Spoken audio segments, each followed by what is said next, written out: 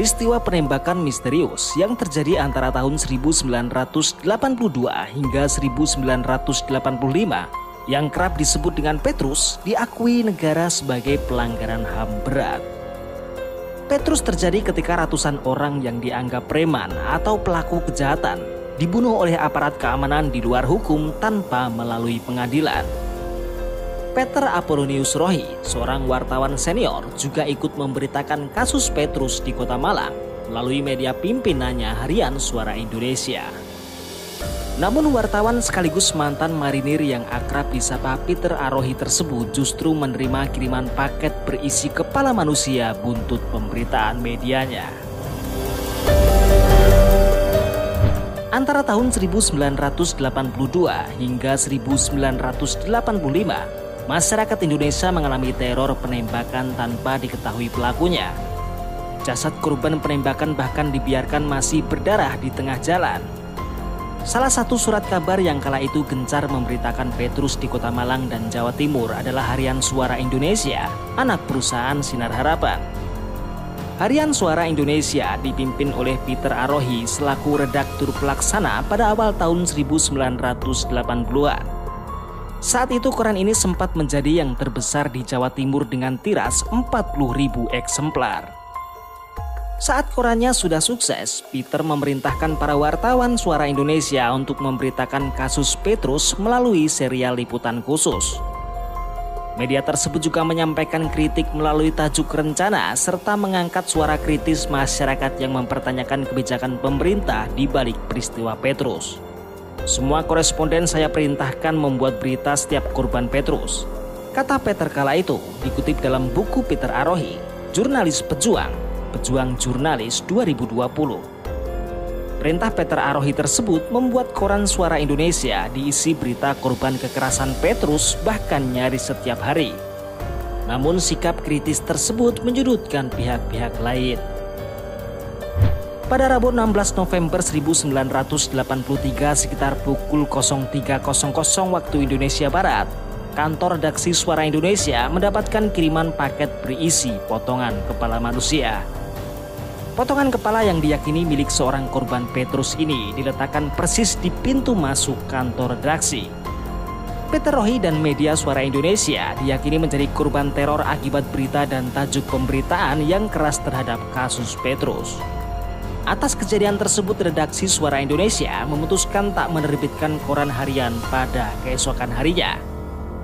Redaksi Suara Indonesia kemudian menerbitkan tajuk rencana berjudul soal paket istimewa untuk Suara Indonesia terkait penerimaan paket kepala manusia dalam korannya.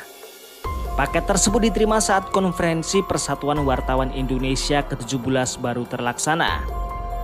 Pada acara tersebut, Presiden dan Wakil Presiden bahkan menekankan pers harus berani mengumumkan hal secara objektif, kreatif, dan bertanggung jawab. Tak hanya menerima paket kepala manusia, redaksi Suara Indonesia mengaku mendapatkan telepon misterius ke alamat redaksi yang meneror mental surat kabar tersebut. Direktur LBH Jakarta saat itu, Abdul Rahman Saleh menyatakan, paket kepala manusia yang diterima Suara Indonesia dapat memiliki beberapa arti. Paket kepala manusia dapat berarti sebagai suatu kejahatan, pelampiasan rasa sadisme, serta peringatan agar Suara Indonesia tak lagi berani mengungkapkan kenyataan. Atas kejadian tersebut, Suara Indonesia berharap kasus penemuan paket ini segera ditangani secara tuntas terutama oleh Menteri Penerangan Harmoko yang juga mantan Ketua Pelaksana PWI Pusat. Suara Indonesia juga mendesak kasus ini segera diselesaikan sebab kejadian yang sama berpotensi dialami surat kabar lain bahkan masyarakat umum. Jika tak ditangani redaksi, yakin hal ini justru merugikan masyarakat yang butuh berita benar. Pemerintah juga rugi karena interaksi pers dan masyarakat mendukung kelancaran pembangunan. Sepotong kepala manusia dibawa dan diletakkan seakan tanpa rasa yang menyentuh hati nurani membuat kita jadi prihatin. Hendak kemana rasa kemanusiaan kita, tulis Suara Indonesia. Peter Arohi menceritakan kejadian saat ia menerima paket kepala manusia melalui unggahan akun Facebook pribadinya pada 20 Maret 2015. Menurut Peter, dia menerima paket berisi kepala manusia tersebut pada 2 hari setelah ulang tahunnya yang ke-41. Paket tersebut didapatkan setelah mantan Presiden Soeharto menginstruksikan dilakukan penembakan misterius sebagai tindakan menekan preman yang merajalela di Indonesia. Namun instruksi tersebut menyebabkan muncul karung-karung mayat tanpa identitas di jalanan. Peter kemudian meminta semua koresponden mencatat identitas korban Petrus. Menurut koresponden, tak semua korban adalah preman. Para korban Petrus termasuk juara tinju nasional Joni Mangi, petani, perawat, aktivis, pengacara, serta pensiunan marinir. Itulah dianggap melawan para penembak misterius, maka aktivitas saya harus dihentikan. Lalu dikiriminlah paket kepala manusia dalam kantong plastik, dimasukkan di sebuah box kardus, tulis Peter dalam unggahannya. Ia menegaskan hal ini bukan menunjukkan Peter membela preman.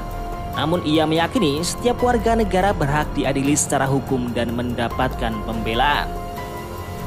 Berita pengiriman paket kepala manusia tersebut mendapatkan reaksi keras dari dunia internasional. Peter diwawancarai dan bertemu pihak-pihak asing.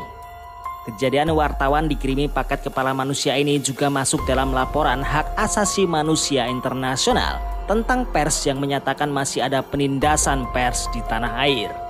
Peter menyatakan perwakilan Amnesty International di Belanda, Marta Mayer, bahkan memintanya keluar dari Indonesia sementara waktu sebagai wartawan yang mendapat tugas belajar ke Amerika Serikat. Akan tetapi Peter memilih untuk tetap di Indonesia, terus menulis dan berjuang sampai akhirnya mantan Presiden Soeharto menghentikan operasi Petrus di tanah air.